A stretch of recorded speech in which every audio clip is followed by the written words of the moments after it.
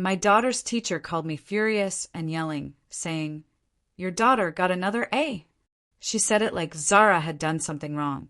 "Isn't that good news?" I asked. No black student has ever scored this high in my 23 years of teaching AP Calculus. She must be getting help.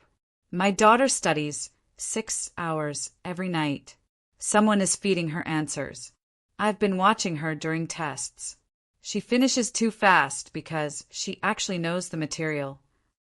Can you imagine a teacher actively trying to destroy a student's academic future? Not because they were struggling, but because they were too good and the wrong color? This is the story of how my daughter, Zara, was accused of cheating again and again, simply for being black and excelling in a system designed to hold her back. And what we had to do to fight back. It started subtly, a strange phone call from Mrs. Holloway, Zara's AP Calculus teacher. "It's impossible," she said, her voice tight with disbelief. "These concepts are extremely advanced. I had her solve problems on the board today. She got them right, but she must have memorized the solutions beforehand, or she understands calculus." The implication hung heavy in the air. Impossible for Zara. I tried to defend my daughter. Maybe she actually understands. But Mrs. Holloway just sighed, a condescending sound that made me feel like I was the child. She launched into a list of reasons why Zara couldn't possibly be that smart. I've separated her from other students, checked her calculator, watched her like a hawk. I can't figure out her system yet, but I will. Her system is studying. My blood boiled. This woman was obsessed. She was dismissive. I've taught hundreds of students. I know when something's not right. She doesn't even ask questions in class. Everyone needs help with calculus. The white and Asian students ask questions constantly. Your daughter sits there pretending she understands everything. That's when I knew. This wasn't about calculus. Mrs. Holloway decided Zara would take her next test alone in the principal's office. No calculator. "Fine," I said, my voice dangerously calm. Zara took the test. She got another A+. The phone rang again. Mrs. Holloway, furious. She memorized the test somehow. How would she do that? I asked, disbelief warring with rising anger. "I don't know, but there's no other explanation. I'm changing her to a different test version next time." "Do what you need to do," I snapped, knowing it was futile. Different test version. Another A+. Another angry call. This time a recommendation. Zara should be removed from AP Calculus for academic dishonesty. For perfect scores. "I can't prove it yet," she admitted, but insisted it was disrupting the other students. They were questioning why they couldn't score as high. My response was instant, unfiltered. Maybe because my daughter's smarter than them. Mrs. Holloway quickly shifted. "Mrs. Johnson, that's not helpful. I've had parents of other students complaining. They say, if Zara is not cheating, then I must be giving her special treatment. So, either she's cheating or you're helping her cheat." The accusation stung. "I would never," I said, my voice barely a whisper. But then came the kicker. "She must be cheating because she's black." A stunned silence. "I didn't say that." Mrs. Holloway blustered. "You said no black student has scored this high in 23 years.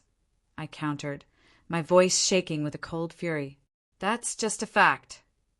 "What happened to the black students who tried?" I pushed. She hesitated. "They struggled like everyone else. Calculus is hard." "Did you accuse them of cheating when they did well?" Silence. A long, agonizing silence. "They didn't do this well." Then, her official tone clicked back on. "I need to protect the integrity of my classroom." That's when I knew I couldn't fight this alone. I started attending school board meetings. I dug. And what I found made my blood run cold. Mrs. Holloway had a history. 3 other black students in previous years. Destiny Williams, accused of plagiarism in pre-calc, moved to regular math. Jordan Davis, accused of copying homework, dropped the class.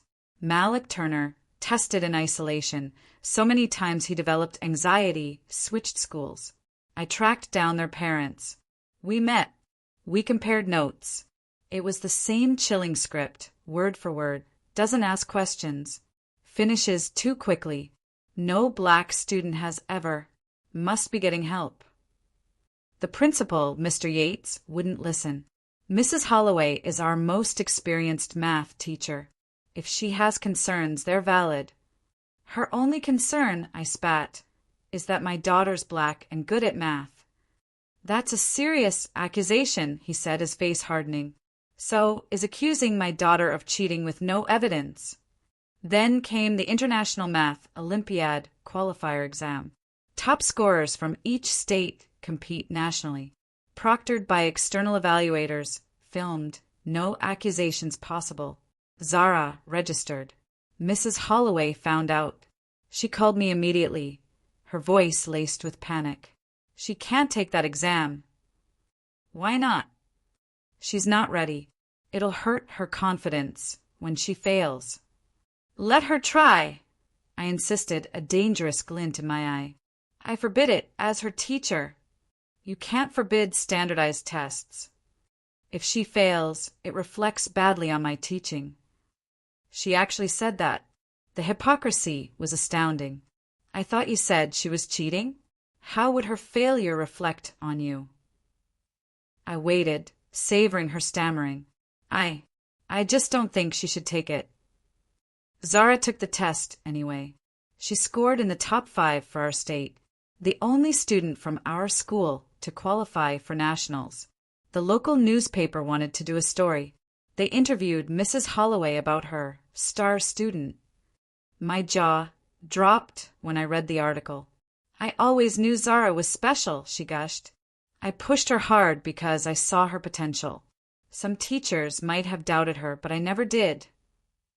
The article quoted her extensively, detailing how she nurtured Zara's talent, gave her extra challenges, and how proud she was. Other parents, completely fooled, started requesting their kids be transferred to Mrs. Holloway's class. The district superintendent even called her personally, congratulating her on Zara's success, mentioning she was being considered for Teacher of the Year. That's when I made my move. I forwarded the superintendent every single email Mrs. Holloway had sent me, every accusation, every voicemail where she claimed Zara must be cheating, every instance of no black student has ever scored this high, every insistence that my daughter couldn't possibly understand calculus on her own. My hands shook as I clicked send. Within the hour, his office confirmed receipt. The next morning, his assistant called to schedule a meeting. I spent that evening organizing printed copies of everything, my heart pounding, my hands still shaking. Each email felt heavier than the last, proof of what Zara had endured while I'd been trying to work within the system. At our meeting, Dr. Pearson, the superintendent, read through the emails. His professional interest quickly shifted to visible discomfort. He asked permission to forward everything to the district's compliance officer. This falls under discrimination investigation protocols, he explained. I agreed immediately. The compliance officer, Diane Hewitt, called that afternoon. She scheduled a formal interview, explaining the investigation would take weeks. She asked me not to discuss details publicly. I understood, even though every fiber of my being wanted to scream it from the rooftops. Zara came home from school, reporting Mrs. Holloway seemed distracted, nervous, barely making eye contact. I hadn't told Zara about the investigation yet. I wanted to protect her from disappointment if nothing came of it. Diane interviewed me for 2 hours, meticulously recording everything, taking detailed notes about each incident. She asked specifically about the other black students Mrs. Holloway had mentioned. I gave her the contact information for the Williams, Davis, and Turner families. Over the next week, Diane contacted them. Marina, Destiny's mother, called me excitedly. Someone is finally taking us seriously, she cried. Reed, Jordan's father, broke down crying during his interview, admitting how powerless he'd felt watching Jordan suffer. Then, 3 white parents came forward, too. Their children felt uncomfortable with how Mrs. Holloway spoke about black students. Soon after, Mrs. Holloway was placed on paid leave pending the investigation's outcome. A substitute took over. Zara reported he was encouraging, supportive, treating all students with respect.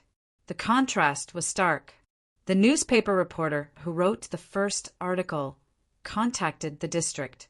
The district released a brief statement about reviewing concerns.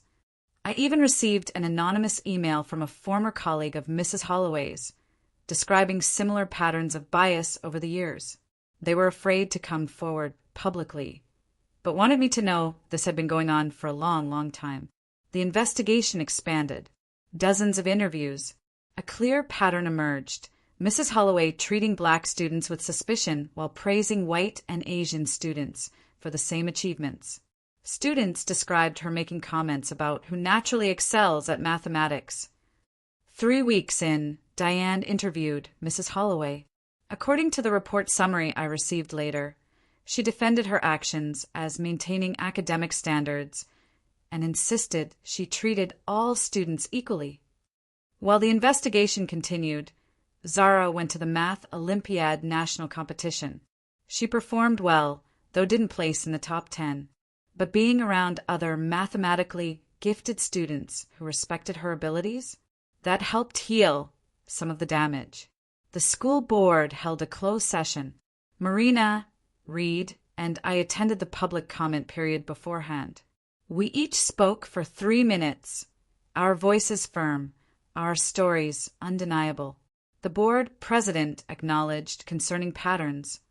Mrs. Holloway's lawyer sent a letter threatening legal action, but the district's legal team determined the discrimination case was strong enough to withstand challenge. Zara, though, was struggling. As the school year wound down, she had nightmares about being accused of cheating. She felt like she had to prove herself constantly. My heart ached for her. I found her a therapist specializing in helping students of color process racism in educational settings. The therapy helped Zara articulate feelings she'd been suppressing. She admitted she'd started doubting her own abilities because Mrs. Holloway's accusations were so persistent. Hearing her say this, it broke me and strengthened my resolve to see this through. For weeks in, Diane submitted her report. Substantial evidence of discriminatory treatment based on race. Her recommendations: formal disciplinary action, mandatory training, probationary status. Dr. Pearson met with me again. He acknowledged the district failed these students, apologized directly for the harm caused. Mrs. Holloway would face a formal reprimand, mandatory bias training, loss of her AP Calculus assignment, and 2 years probationary status with regular classroom observations. She wouldn't be fired due to tenure and union contracts, but her career advancement was effectively ended. Part of me wanted her gone completely, but Dr. Pearson assured me any future complaints would lead to immediate termination. The Teacher of the Year nomination was withdrawn. A formal letter documenting the discriminatory pattern went into her permanent employment record. It would follow her. The school board voted to implement new policies, mandatory documentation of academic integrity, concerns, bias training for all teachers, and a formal process for reporting discrimination without fear of retaliation. They even established a review committee for historical data. Marina, Reed, and I met with the superintendent. He committed to quarterly public reports. The newspaper ran a follow-up story, this time interviewing us about our advocacy. Several teachers reached out privately, thanking us for speaking up. They'd witnessed Mrs. Holloway's behavior, but didn't know how to address it. Their validation felt important, even if I wished they'd spoken up sooner. Zara finished the school year with straight A's, including her A+ in AP Calculus under the substitute. She took the AP exam and scored a 5, the highest possible score, another external validation of her brilliance. Mrs. Holloway submitted a brief written apology as part of her disciplinary agreement. It was short, didn't acknowledge the specific harm she caused. It felt empty, a mere formality. I read it once and put it in a drawer. I didn't share it with Zara. It would have felt more hurtful than healing. Summer arrived. Zara enrolled in a mathematics program at a nearby university for gifted high school students. I watched her walk into the building that first morning, her backpack slung over her shoulder. She turned back once, waved, smiling wider than I'd seen her in months. When I picked her up, she talked nonstop about the problems the other students. She made friends who shared her passion, kids who celebrated her abilities rather than questioned them. She came home energized instead of drained. August brought the district's bias training program. All teachers had to complete it. The curriculum specifically addressed assumptions about student abilities based on race. I wondered if they recognized the case studies, the patterns. Marina called me. Destiny had decided to return to advanced math classes for her senior year. Marina's voice shook with emotion. A meaningful victory. Reed called a few days later. Jordan chose to stay in regular math, focusing on history and literature instead. He was thriving. Some wounds run too deep. Malik's family chose not to participate beyond the initial interview. Healing meant letting go. I understood. Zara's senior year began with a different AP calculus teacher, Mr. Williams. He treated her with respect, encouraged her. But Zara was still processing her anxiety. Therapy continued to help her separate Mrs. Holloway's racism from her own worth. Some days were harder than others. The district's data review committee released its first report. Significant racial disparities in AP enrollment. Black and Latino students underrepresented. The data made visible what families like ours had experienced for years. Dr. Pearson invited me to join their Equity Advisory Committee. I accepted. The work of changing systems is ongoing. Mrs. Holloway transferred to teaching regular geometry classes at a different high school in the district, away from advanced students with regular administrative observations. Some parents at her new school expressed concern when they learned about the investigation. I wondered if close monitoring would be enough. Zara worked on college applications. Her essay at first avoided Mrs. Holloway entirely, but she asked me if it felt honest. The truth matters, I told her, even when it's hard to write about. She started over. This time, she addressed how she'd learned to advocate for herself when authority figures questioned her abilities based on race. She wrote about studying 6 hours every night, not just to learn calculus, but to prove she deserved to be there. She wrote that being accused of cheating taught her that excellence sometimes requires defending yourself against people who refuse to see your worth. Months later, admissions officers from 3 different universities mentioned her essay during scholarship interviews. They said her resilience and self-advocacy impressed them as much as her perfect grades. Many students face discrimination, one told her, but few develop the courage to name it clearly and keep pushing forward anyway. The following spring, our state's math Olympiad team performed better than expected. Zara volunteered to mentor younger students. She told me it felt important to create the supportive environment she wished she'd had.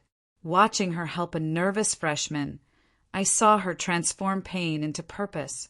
3 months into the new school year, Diane called me. 2 complaints about Mrs. Holloway had come in from parents at her new school. Concerns about how she spoke to students of color, questioning their understanding despite good grades.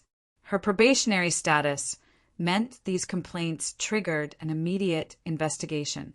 The pattern we documented now made it harder for administrators to ignore.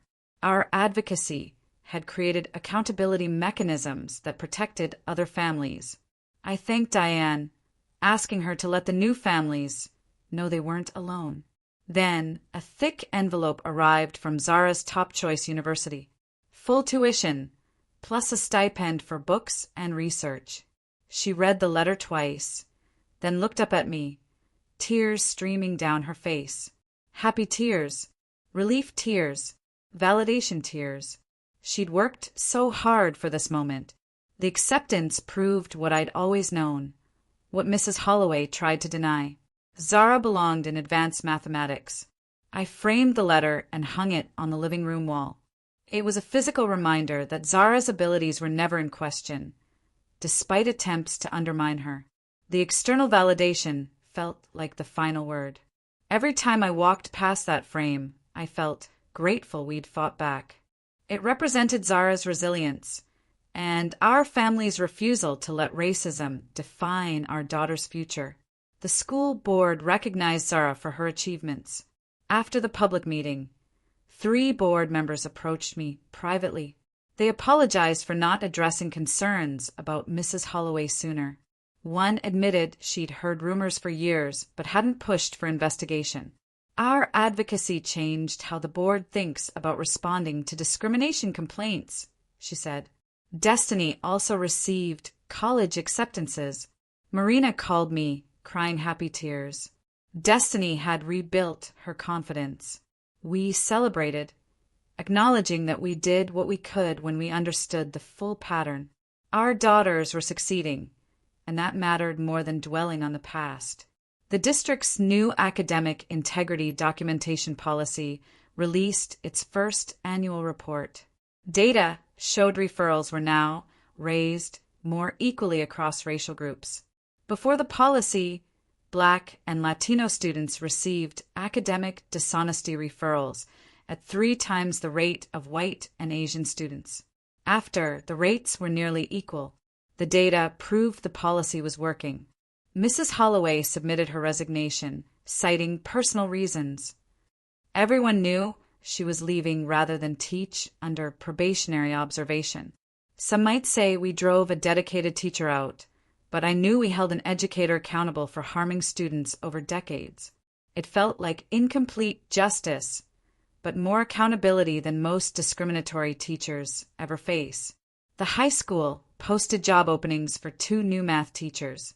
For the first time, parent representatives were on the hiring committee. We asked every candidate specific questions about supporting students of color in advanced classes, about culturally responsive teaching, about challenging their own biases. 2 candidates stood out. They believed all students could excel at math, regardless of race. We hired both. Registration for Zara's senior year AP calculus class showed something I'd never seen. 12 Black students enrolled. The previous year, Zara had been one of 3. The year before, 2. Families who'd kept their kids in regular math felt safer sending their children into AP calculus, knowing Mrs. Holloway was gone and the new teachers had equity training. Seeing those numbers felt like watching something shift. Zara met some of the other Black students during summer orientation. She came home talking about how different it felt to not be one of only a few in the room. She realized how isolated she'd felt. The district invited me to speak at a parent meeting about advocacy. I almost said no, but Marina convinced me. I stood before 50 parents, printed copies of Mrs. Holloway's timeline in my hand. I told them to document everything, save every email, take notes, record what was said. I explained how building a coalition made the pattern undeniable. I emphasized being persistent. The system counts on parents giving up, I said. Refusing to give up is the most powerful thing you can do. Parents lined up afterwards, sharing their own stories. Same patterns, different teachers, different schools, different subjects. The fight with Mrs. Holloway had been one battle in a war that wouldn't end anytime soon. Graduation day arrived. Zara was valedictorian, perfect 4.0 GPA. She gave the graduation speech. She talked about perseverance when people doubt you, about proving yourself through excellence, about not letting others' limited expectations define you. She never said Mrs. Holloway's name, but everyone who knew the story understood.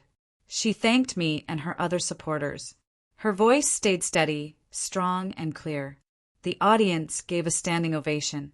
I cried, thinking of everything she'd survived. Her teachers found her in the crowd, offering congratulations. Her chemistry teacher hugged her. Her English teacher said her college was lucky to have her. Her new calculus teacher said Zara had set a standard of excellence. The math department chair apologized for not recognizing Mrs. Holloway's pattern sooner. Support from educators who believed in her abilities mattered. Marina, Reed, and I sat together. Destiny walked with her head high, Jordan with a huge smile, Zara with quiet confidence, shaking hands with the principal and superintendent who had eventually listened. Our advocacy hadn't fixed everything, but we'd protected future students. We'd created accountability. We'd proven that parents working together could force institutions to respond to discrimination. That felt like something worth celebrating. The summer before college, Zara got a job as a teaching assistant in a math program for middle school students of color. She helped them see themselves as mathematicians. One evening, she told me that helping younger students see themselves felt like taking something painful and transforming it into something with purpose. She could be the encouraging voice she'd needed during her junior year. In early August, I got a message from Malik Turner's mother. Malik was thriving at his new school, majoring in computer science. He'd rebuilt his confidence. She thanked me for pursuing accountability. Our advocacy had validated their decision to remove Malik from that toxic situation, giving them closure. The district's Equity Advisory Committee met monthly. I brought research articles on racial bias in gifted programs. We drafted a proposal for new identification processes using multiple measures. The school board voted to implement it. It wouldn't help Zara, but it would protect younger students from being overlooked. Zara packed boxes in her room. I sat on her bed. "What did you learn from everything with Holloway?" I asked. She stopped packing. "Doing excellent work was the best way to answer people who doubted me," she said. "But I also learned I shouldn't have to work twice as hard just to be seen as half as good because of my skin color." Her voice was steady, but I saw how much that year had cost her. Proving myself over and over got exhausting. Future students shouldn't have to go through what I went through. She wanted to come back during college breaks and mentor high school students, especially kids who looked like her. 6 days before move-in day, a thick envelope arrived from her new AP calculus teacher, a handwritten letter. He thanked Zara for her leadership, her willingness to help other students. He wrote that her presence had raised the level of discussion, that her combination of skill and generosity represented the best of what education could be. Zara read it twice, then put it in her college folder. Move-in day. The dorm parking lot overflowed. Zara's roommate arrived, also studying mathematics, also competed in math competitions. Within 10 minutes, they were talking about problem sets and proof techniques. Watching Zara, excited and confident about her academic future, I felt profoundly grateful. Holloway's attempts to crush her spirit had failed. Zara belonged here. 3 days into the semester, my phone buzzed. A text from Zara. She'd just finished her first college calculus class. The professor was brilliant, encouraging, treating every student like a capable mathematician. He asked challenging questions, genuinely excited when students engaged. Her final text said, "Learning was supposed to feel like this." And I knew that despite the painful detour with Holloway, Zara had arrived exactly where she belonged, ready to excel without anyone questioning whether she deserved to be. Have you ever had to fight a system like this for your child or for yourself? Tell me your story in the comments below. I really want to know.